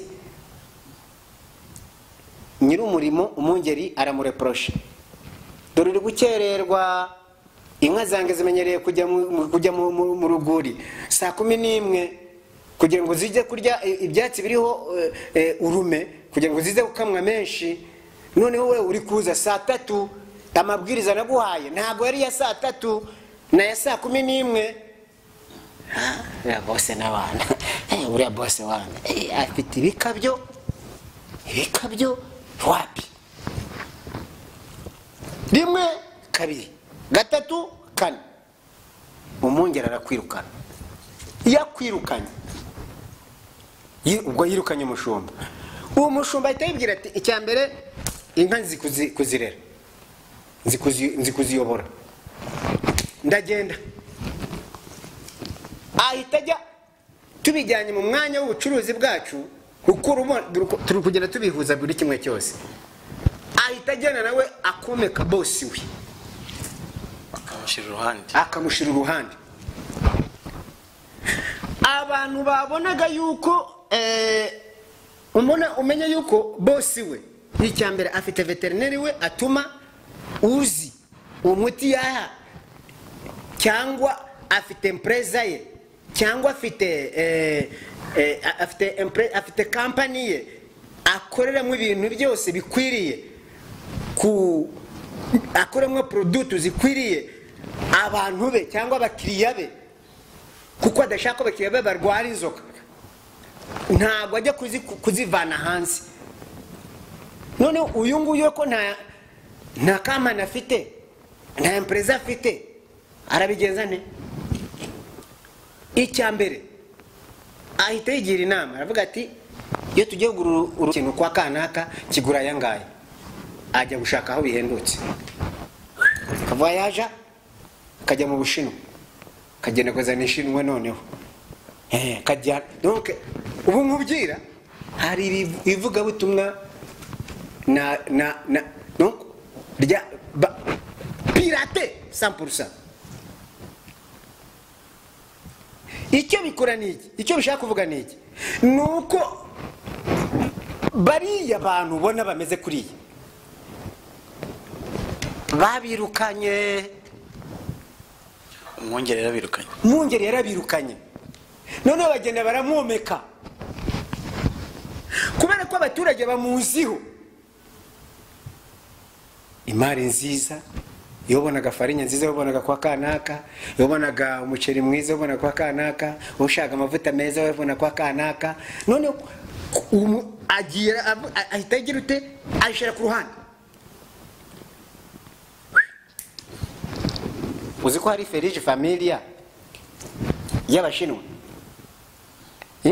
irahari umuceri wa Shina wa Ferige Familia urahari hari na Ferige Familia original uri kubireba donc ibyo ndashaka kubihuza nk'umuvuga butumwa maze mbijyane kuko ni ibintu bigaragara directement alors no wasanga byanditsweho Ferige Familia twese dukoresha Bibiliya iyi ngiyi noneho akaza kandi wari umuzi nk'umuvuga butumwa ni n'umuhanuzi yaguhanuriye munsi umwe biracamo kandi icyo gihe yaragikorana n'umungeri yaragikorana akavuga ati genda umbwirire kanaka ko ibintu bimeze genda umbwirire yirinde genda umbwirire yuko nje kumugirira neza genda umbwirire yuko yirinde guca ahantu runaka ibintu bitameze neza ubwo bamutumye kujya kubwira kanaka none wowe abantu banziwe icyo kintu kuko hari igihe natumwe kandi ibyo natumwe kubera ko byari ukuri uwo bintumye arabisohoza none kubera ko nagiye komeka boss noneho ngiye kurangura mu Bushinwa, niza nzamumanuraho ibiciro, ndamumanuraho ibiciro. Intego yanjye no kumanura ibiciro kugira ngo imari ze zihombe, abakiriya mbongere mbarekipere. kandi abantu bashaka ibihendutse, kandi abantu bashaka ibihendutse. Niho habamo urabona umuringaniza urubyaro, niho habamo niba ushaka umugore wakunaniye yirukana iyo shenzu uziteza n'uwundi. Niho habamo urabona imyenda nta kitwaye, Uwiteka ntareba ku mubiri areba mu mutima. Niho haba ibyo byose, mbese bakoroshya. Izo ni inshinwa. bo Michel nyemerera iki kintu tuzagikorereho debate, kugira ngo tuzakiganireho neza, dusesengura intambara ziterwa n'iki mu madini. Ariko wenda muri urwo rugero mutanze rurerure, ndagira ngo turusamarizinge mu buryo abantu bashyikira byoroshye. Bishatse kuvuga ko hari abashumba tubona, cyareka tuvuga abapasitori, nibyo wenda byumvikana. Hari abapasitori turi kubona batuyoboye mu matorero cyangwa se amadini, kumva umwungeri yarabirukanye kera twe tutabizi. 98%. Akaba ariyo mpamvu hari kugenda havumbuka amadini menshi. Nuvuga ngo umwe umwungeri aramwirukana akamwomeka. Niko bimeze. None se reka nanjye nongere nkubaza aka kabazo. Niba tuvuga ko Imana ishobora byose, ngewe Michel nkaba narakunaniye kandi usenga Imana, ubwo nananiye n'Imana kandi ishobora byose? Niba warangiriye inama ukanyankaza nkanga gucyahika, Ikinyarwanda cyanjye mu kihangane badukurikiye, ukangira inama bikanga, ukanyaha bikanga, ese wagiye gusaba umwungeri umuti, wagiye kumubwira ko Michel arwaye? Oya, ahubwo ikintu ukora, kubera yuko empresa yabaye yawe, utagiye gukontakta rega hari abantu hano no hanze. Donc bafa itoro rigenda mu mufuka gutya kukuntu kubona fitaje bugenda no agenda na telefone n'ibyanjye, ishatse urupapuro rwanditseho Mugisha ndarukuraho, nkagusiba pe, ndagusiba kubera ko nyine uri umuntu wanjye, donc uri yangaje nanjye. Ariko niba ndi yangaje n'umusho n'umwungeri, nta buri buze kwiruka gutya, ahubwo uragenda. Grand frère, abantu nitubona umwanya uhagije, hari byose birahari, nta na kimwe kitari mu Bibiliya, habe na kimwe, byose biri muri Bibiliya. Nitubona umwanya wo kubinjiramo, uzareba, tuziga, tusobanurirane ukuntu kw'abantu aba benshi ubona 98%, navuze 98%, 98% donc birukanka. Ahubwo iyo 2% isigaye kugira ngo uzayimenye rero, uragenda imisozi n'iyindi ukurira ukagaruka ukata gutya kugira ngo uzagere hahandi muri ya 2% isigaye.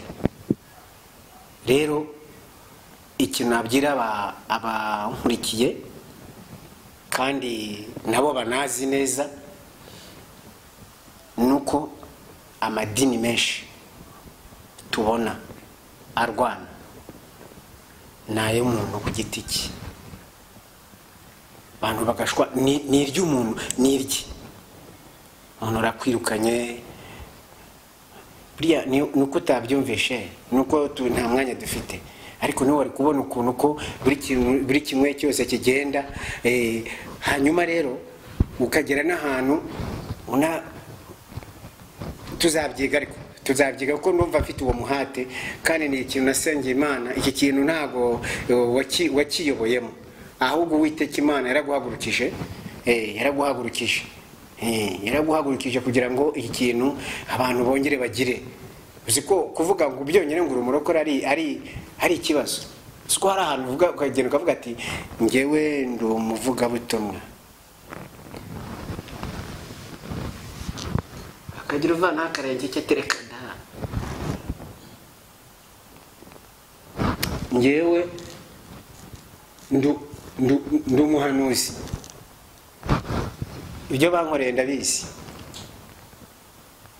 igituma abapasiteri basutumira ubundi kera kose ngewe ndi muri sepaka abavuga butumwa bazaga ari Imana igize ute nta muntu ugeze ngewe itorero natangiriyemo hano uzabaze uzashishoze niba urizi sinshaka kurivuga umuntu urimo wigeze ambwira ngo itorero riba ahantu runaka kandi naje ntazi no kuvuga na bondiya twumva grand frère ariko Imana yarambwiye ngo tega ndatega manuka ibishapije ibisije aba ariyo wurira ndayurira ngeze ahantu irangirira mvamo mvuyemo ijwi rirambwira ati hinduka urebe hariya ndahindukira ndeba mbona umudamu umwe usa nk'umunyarwandakazi ndegerayo ndamubaza ndamusuhuza mu Nyarwanda maze kumusuhuza nabaze hano nta hantu uzi hari itorero ry'abakongomani cyangwa ry'abarundi cyangwa ry'abanyarwanda aravuga ati genda gutya nugera ku iduka riri hariya ahantu runaka uze kubaza barahita bakurangira narageze kuri rya duka mpageze ndabaza barambwira ati manuka gutya uze gukata gutya uhagere narahageze ukuntu hari hameze nk'uko Uwiteka ashaka kandi nahageze Imana yanzanye kugira ngo hagire ikintu mbafasha ndibuka umusaza umwe nkinjira gutya uwo munsi ninjiye nge Imana yahise inyereka ukuntu ko iryo torero rimeze nkajya ndira Imana se Mana ko naje muri Maputo gushaka ubuzima gushaka akazi none se aba bantu ko mbabona nzafashwa n'iki bizagenda gute maze kureba gutyo ariko Imana yambwira ati niba ushaka kugenda ukagendana nanjye muri iki gihugu ndagira ngo wumve ibyo nkubwira ahangaha uhafite umurimo nibaza umurimo mpafite ari uwuhe ndabura ariko uwo munsi umusaza umwe yaransuhuje tukimara kuva mu rusengero ko nasanze bakiriye n'abashyitsi ntabwo bigeze banyakira ariko umusaza umwe yaransuhuje amaze kunsuhuza ajya mu mwuka aravuga ngo uyu nguyu adufitiye igiseke uyu nguyu aje kudufasha ngo ariko Imana yambwiye yuko azadufasha ariko n'ubundi tuzamurwanya intambara zizaduturukaho zimurwanya na niko byagenze grand frère nabaye aho nkora amanywa nijoro nkora uko Imana integetse gukora negera abashumba negera abapasiteri negera abavugabutumwa negera korari wumva ko yuko nagiye no muri korari na niho twahuriye na Sheri njya no muri korari bigeze aho tukorana na groupe ya louange na adoration donc dusanga umushumba turamwereka ibikwiriye gukoreka hanyuma rero icyo gihe mpita makora na groupe de prière ikomeye cyane abantu bavaga mu matorero ya hirya na hino bakaza bagasengera ahangaho kandi Imana ntabwo ari ngewe uko sinzi nuko bikoreka Imana yakoze imirimo ifite ibihamya kuko uzabyumva bamwe bavuga ati ndi mu bamwe nzi umurimo Imana yankoreye ndibuka Imana izana umuntu bari bamaze kwirukana ku bitaro byose bivuga ngo bari bamubwiye ngo ajye kugwa mu rugo ariko Imana umukecuru umwe araza aratubwira ati mwagiye gusengera umuntu runaka rero twebwe ntabwo tujye gusengera umuntu kubera ko tumufitiye impuhwe nabyo umukecuru ati uduhe umwanya dusenge byo kuringira impuhwe zikomeye cyane ariko nyimara gusenga Imana yarambye ati ngo we naviyo ave mu rugo rwe nagera aho ntabwo arabagipfuye ariko natagera aho nibatabashe kumugeza ugene ubugireze ubugingo bwe ubu ngubu nkubwira manza amaze kubyara undi mwana wa kabiri kuva icyo gihe Imana yaramukijije mfite groupe nayoboye hariya ndayisabira umugisha umurimo nakoze hariya Imana irawuzi kandi uragaragara ibimenyetso byinshi cyane n'abantu barawuzi n'Imana irawuzi n'ubu ngubu nkubwira urahari uri mu mitima y'abantu kuko no muri uwo murimo niho hazavana bwa buhamya nkubwira njye nakoze ubukwe bukomeye cyane naratangiye umushinga afite 3,000 by'amametikaje 3 muri ibyo 3 mbara nibuka ko harimo inote harimo amarande 200 hakabamo n'inoti ya 200 hakabamo ni inoti ya 200 y'amametikaje hakabamo n'inote ebyiri za 500 nizo natangiye umushinga w'ubukwe niho nagiye niho kujya gufata irembo niyo nkwano kandi ntugire ngo ntago nakoye kandi nkwa neza nushaka kumenya nzabikubwira amafaranga nakoye kandi nagiye no muri sari ihenze y'abakire bajyamo hano iriya nakitanda ushobora kuba ari nawe wagiyemo simbizi ariko niyo nanjye nagiye y'abakire bajyamo niyo nagiyemo mfite 3,000 Uwiteka arabitubura bivamo inkwano bivamo sare abantu bararya barahaga nambaye na neza ubuko nakoze naho busa ariko bwatangiye bufite 3,000 nzakubwira izina ry'3,000 reka dusoze batuvugana na Michel kandi numvise ko mufite ubuhamya rwose bukomeye tuzabuganira nubwo tujyanye amatsiko menshi yo kumenya ukuntu wakoze ubukwe ufite 3,000 wenda abantu batari muri Mozambique 3,000 n'amadolari nka 50 icyo gihe yari amadolari 50 kabisa. Yes, urumva ubukwe bw'amadolari 50 buratangaje. Tuzabyumva rero, turacyari kumwe na mwene data Michel kandi rwose turabashimiye Imana ibamugisha. Twabifuzaga kubumvaho byinshi kandi numva mwatwubatse, ari nako dushimira abantu dukurikiye tubabwira ngo akanakagaruka nimba ari inyunganizo ufite no kujya hasi gusa muri comment section ukagira icyo ubwira umukozi w'Imana Michel. Ese byavuze urabyemera? Ese nubyemera byose? Icyo utemera ni ikihe? No kujya hasi gusa ukagira icyo tubwira. Kandi tuyibutsa ko yari channel MGR Online TV idafite idini na rimwe ibagamiyeho, ikigamije no kubaka societe ya Gikristo yonyine, nta kindi. Ntago ari ukugonganisha abakozi b'Imana ngo umwe yavuze gutyo undi yavuze gutya, ahubwo ese igihe nk'iki ngiki dusohoyemo umukristo yakagombye kwitwara gute? Ni gute twakongera gusubira kwiriba ku isoko tukongera tukavoma amazi mazima? Niki twibagije cyangwa se niki satani yaduhumye mu maso twakagombye kongera kwibuka tugasubira ku isoko? Ndibaza ko abadukurikiye hari icyo mwakuyemo kandi kizima, ibitari bizima akakanya mu bibike wenda bishobora kuzabagira akamaro mu minsi iri imbere. Mukozi w'Imana turabashimiye. Nanjye ndabashimiye. Ndangiza ndagira ngo mubwire iki kintu uri gukora. Mfite hafi ibyumweru birenga 3. Urabona ko hari muri corona buriye, ariko Imana imbye ngo igiye kongera kuzagarura umunezero. Yabivuze mu Cyongereza, I will reply the joy of the Lord in the heart of people. Nukungu kwijuru ryaje rivuga. Donc Imana yambwiye ngo igiye kongera kugarura ministeri mu mitima. Taza kuvuga ngo buriya ni idini Michel nawe agiye gufungura. Igiye kongera kugarura iriya ministeri y'umunezero, abantu kunezererwa Imana mu mitima yabo. Uko abantu bamaze kugira ute, bamaze kubitwa n'amadini. Uva hangaha ukajya hariya, wageraho ukagira ngo niho bimeze neza, butakeye kabiri bikavurungana, ukagaruka akubwira ati reka da kwa Michel birarya, ukajya kwa Michel. Wagerayo kwa Michel naho nyuma y'iminsi 3 bikavurungana. Umunezero w'Imana warashize mu bantu. None mu byumweru 2 bishize ijwi ry'Imana yaje arambwira ati ngiye kongera kugarura umunezero wanjye, ministeri y'umunezero mu mitima y'abantu. Ugiye kongera kugarura kandi ni mu kanya gatoya utazawuprofita n'akaziki. Deja urabona yuko amatora arafunze, ntabwo tuzajya mu nzu y'Imana muri ariya amatorero ngo duhimbaze Imana wenda niho umunezero uzaba.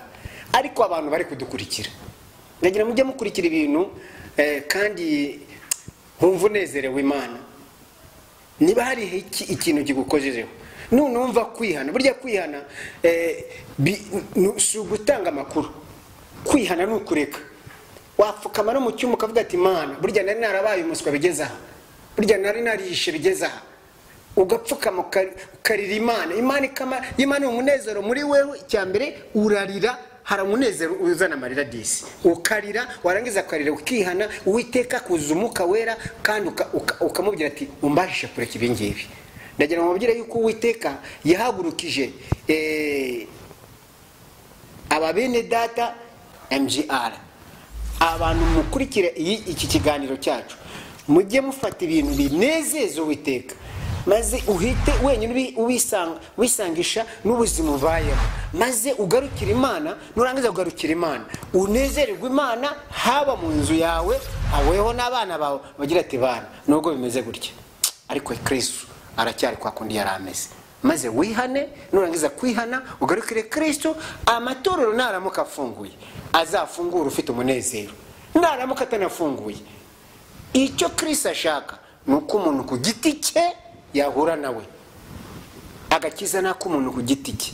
Ntufate agakiza wakiriwe wabwiwe na Michel, ntufate agakiza wabwiwe na kanaka, ahubwo fata ka gakiza kawe kumumerera Umwuka Wera yakwigishije, maze umunezero. Burya agakiza niko kaza n'umunezero grand frère. Agakiza niko kaza n'umunezero niba umuntu afite Umwuka Wera yongeranuka muri we. Icyambere habaho kumeneka n'amarira. Warangiza kumeneka n'amarira, uragira ute? Umunezero urakuzura, ukumva urabyibushye, ukumva urananuye, mbese urinanuye, ukumva ibyo waruhetse ubishize hasi, ukumva umunezero uragarutse. Ndagira mabwire yuko Uwiteka agambiriye kongera kugarura abantu umunezero, kandi abantu Uwiteka ashaka kugarura umunezero nawe urimo ukurikira ibi biganiro, ugakanda uko bari gukubwira byose, kandi ukanabisangiza n'abandi. Uwiteka yaguha umugisha, kuko uzadufasha kuvuga ubutumwa. Uko dushaka nuko ubutumwa bwiza bwavugwa ku isi yose. Uwiteka abaha umugisha. Amen. Imana ihagije, ihagije, uri Imana ihagije, Yesu uri ihagije, Imana ihagije, Imana ihagije, Mwami wihagije, ihagije.